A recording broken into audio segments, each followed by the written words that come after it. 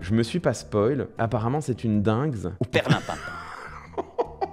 C'est une perle en plusieurs étapes. On a d'abord ce tweet de Valérie Hayé, qui était tête de liste macroniste aux dernières élections européennes. Et donc là, on a Jordan Bardella. Regardez-moi ça. Nouveau look. C'est son nouveau look Mascu 2025. Écoutons quand même un peu la teneur du discours. Je veux aujourd'hui vous parler d'une chose fragile et précieuse, la liberté d'expression sur Internet. De nombreux officiels européens ou encore le ministre français des Affaires étrangères réclame l'interdiction de la plateforme numérique X, anciennement Twitter, au motif que son propriétaire Elon Musk l'utiliserait pour promouvoir un certain nombre de valeurs et d'opinions ou promouvoir certains candidats aux élections. Cette vision est profondément arriérée, défaitiste et dangereuse. Alors, en l'occurrence, les valeurs et les opinions, elles sont condamnées en France. Ce sont en France des délits, puisque je vous rappelle que vous avez sous la plume d'Elon Musk des tweets qui étaient clairement, explicitement homophobes, des tweets qui étaient clairement, explicitement antisémites. Tiens, d'ailleurs, c'est marrant, le Rassemblement national qui prétend lutter contre l'antisémitisme d'extrême gauche, là, quand il s'agit de défendre un authentique antisémite,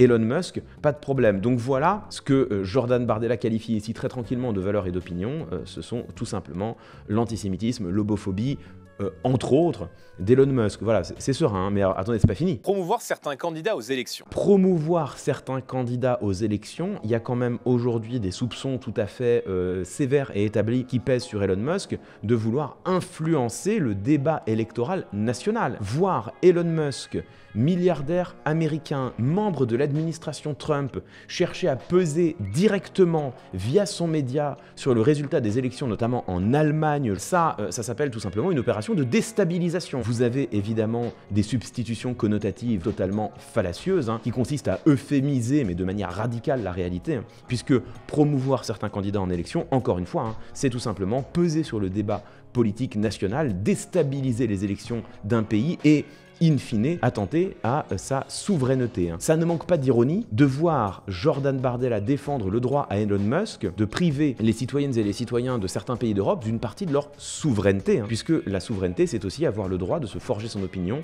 dans un débat public qui n'aura pas été biaisé par un milliardaire étranger. Rien que là, c'est déjà complètement fou. Cette vision est profondément arriérée. Elle témoigne chez une partie des élites occidentales d'une intolérance profonde pour la véritable liberté. La liberté d'expression dont chacun peut user dans les limites définies par la loi. Ouais, ça c'est le problème, c'est que Elon Musk, étant un Américain résident aux États-Unis à la tête d'une plateforme qu'il possède lui-même, Elon Musk n'a pas à répondre des limites imposées par la loi en France. Le contre son camp absolument magnifique, si Twitter relevait de la loi française et même tout simplement de la loi européenne, Elon Musk n'aurait pas le début du commencement de la latitude qu'il a aujourd'hui pour y faire exactement ce qu'il veut. Donc le contre son camp ici est tout à fait validé, monumental.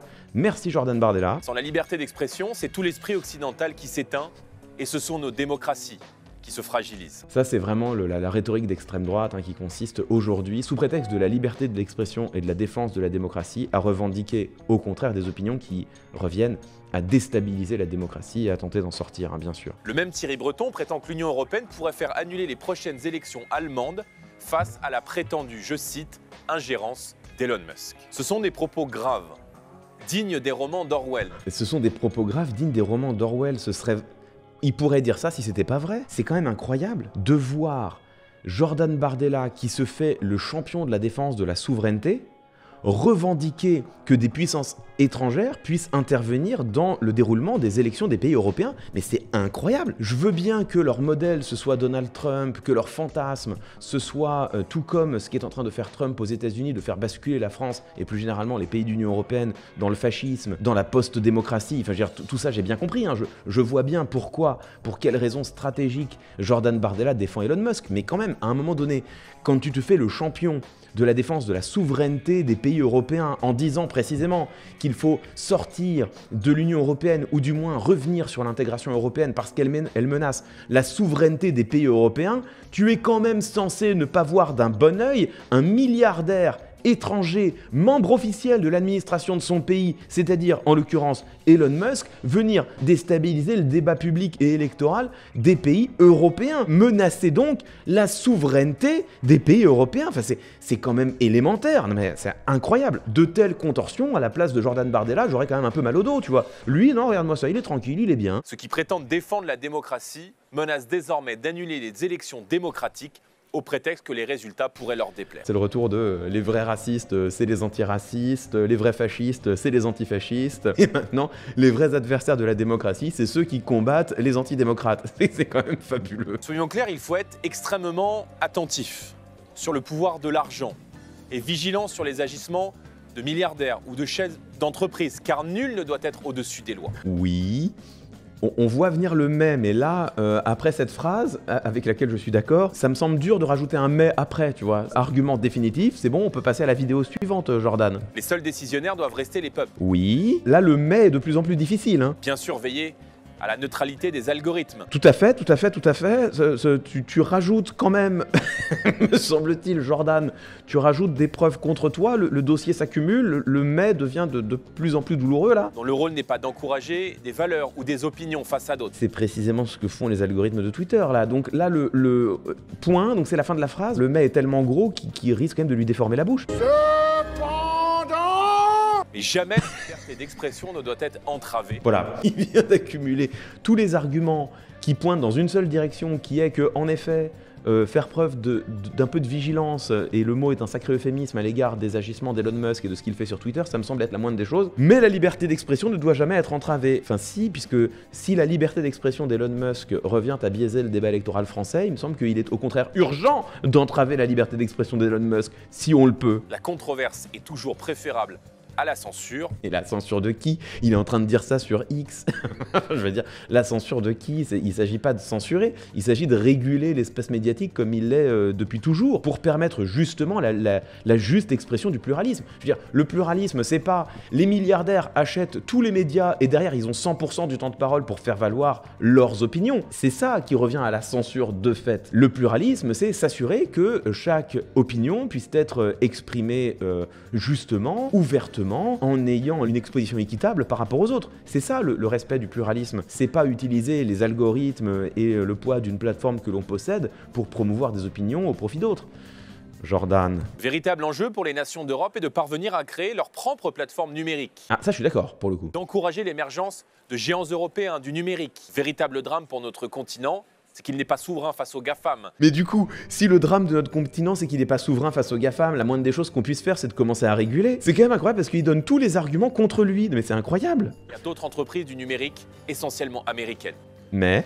ne doit pas être punitive ou normative comme elle l'est aujourd'hui quasi. Bah si du coup. En attendant de faire émerger des géants du numérique et des plateformes à l'échelle européenne, la moindre des choses c'est déjà quand même de réguler l'état actuel des plateformes en l'absence d'alternatives. Enfin par principe justement. C'est en renouant avec cette ambition, avec l'ambition de la croissance que nous pourrons disposer en Europe de nos propres réseaux sociaux avec nos règles de transparence et d'éthique et nos critères de respect de la démocratie et de la vie privée. Mais oui, mais justement, tant qu'on n'a pas précisément ces plateformes faire respecter notre vision de la démocratie, du débat public et de la vie privée, ça revient justement à réguler tout ça. Putain, c'est fou, hein. En fait, c'est là que tu vois à quel point les idées néolibérales se tiennent pas, quoi. Et comment est-ce que la position de Jordan Bardella, elle l'emmène dans des cul-de-sac qui reviennent à l'auto-contradiction, quoi. Il réussit en 2 minutes 44 à s'auto-contredire en donnant tous les arguments pour penser contre lui, aucun argument pour penser avec lui, mais en disant malgré tout « Ouais, mais quand même, c'est pas bien de s'en prendre à Musk, c'est pas bien. » Bah super, Jordan. Ça, c'est le début. Là-dessus, nous avons Valérie Hayé. Ah non, mais c'est une perle en plusieurs étapes, hein. Valérie Hayé qui répond « La liberté d'expression est un des piliers de nos démocraties. Elle n'est pas et ne sera jamais la liberté de propager des fausses informations,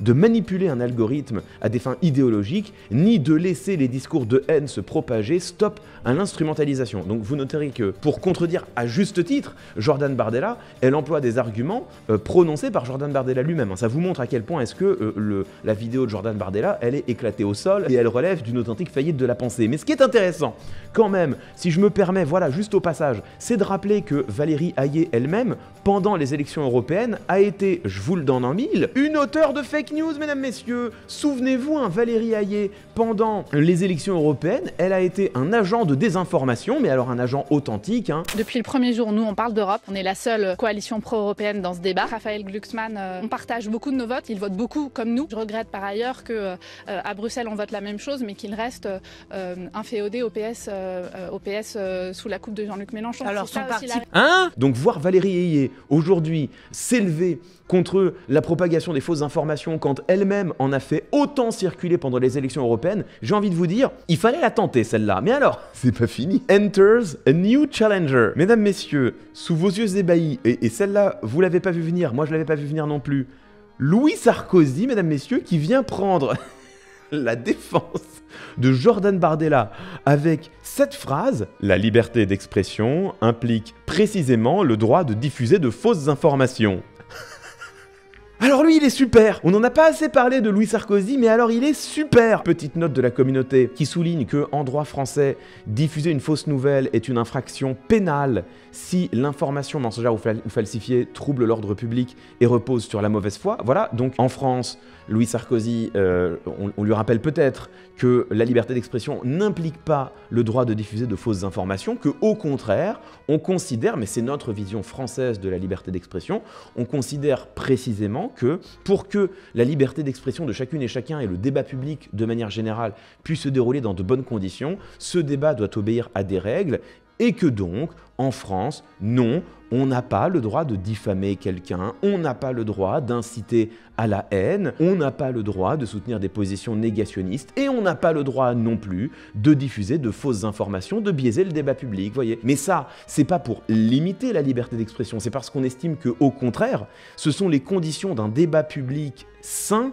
d'un débat public régulé qui permettent à chacune et chacun d'exprimer son opinion de manière libre et sereine, de manière libre et équitable. La phrase de Louis Sarkozy, ça va dans le sens d'une vision américaine de la liberté d'expression. Quand tu vois que la vision américaine de la liberté d'expression, elle a produit Donald Trump et Elon Musk, je suis pas sûr que ce soit le modèle vers lequel on veuille aller, mais en tout cas c'est celui qui lui a sa préférence. Mais alors surtout, pardon, juste 2 secondes, hein, parce qu'on n'en a pas encore parlé, donc je me permets, c'est qui lui? BTDR, t'es qui? Pour le coup, que Louis Sarkozy s'exprime sur Twitter, j'ai envie de te dire, bon, il a le droit, hein. Il va y poser sa petite opinion comme tout un chacun, j'ai envie de te dire, il est légitime à le faire. Mais juste, comment ça se fait que là, depuis 3 mois, on le voit passer partout, là, comment ça se fait qu'il est sur toutes les chaînes d'information, que tout d'un coup, il est sur BFM, il est machin, il est truc-muche, il est partout, il est sur CNews, il est je sais pas où, pourquoi? C'est bon, on en a eu un, Sarkozy, là, il est condamné d'ailleurs, tiens, bracelet, tout ça. C'est qui, là? Il s'est pas présenté au suffrage des Françaises et des Français, il s'est barré de la France dès qu'il a pu, il a absolument aucune légitimité à intervenir à ce point dans le débat public. Comment ça se fait que tout d'un coup, il soit partout? Comment ça se fait qu'on ait quand même un peu l'impression qu'on soit en train de nous le fourrer dans le gosier à l'entonnoir? Voilà un exemple